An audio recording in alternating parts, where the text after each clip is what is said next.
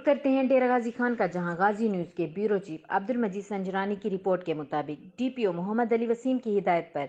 جرائم پیشہ عناصر کے خلاف پولیس تھانہ کوٹ چھٹا کی علیحدہ کارروائیاں۔ ڈمرا گینگ کے 6 کس ملزمان اور نادری کھوسہ گینگ کے 5 کس ملزمان گرفتار کر کے ان کے قبضے سے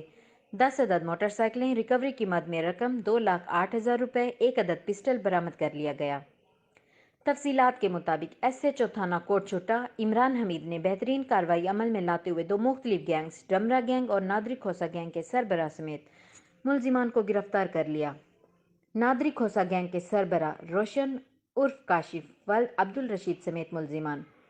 یاسین ولد ذوالفقار، محمد فیصل ولد غلام سرور، محمد شاہد ولد خادم حسین، محمد فضل ولد سعید احمد، انصر ولد سعید احمد، جبکہ نادری کھوسہ گینگ کے سربراہ نادر عرف نادری کھوسہ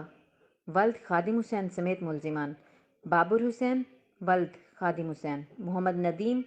ولد عابد حسین، محمد عارف ولد محمد نیاز، محمد اکبر ولد اللہ وسایہ کو گرفتار کر کے بند حوالات کر دیا۔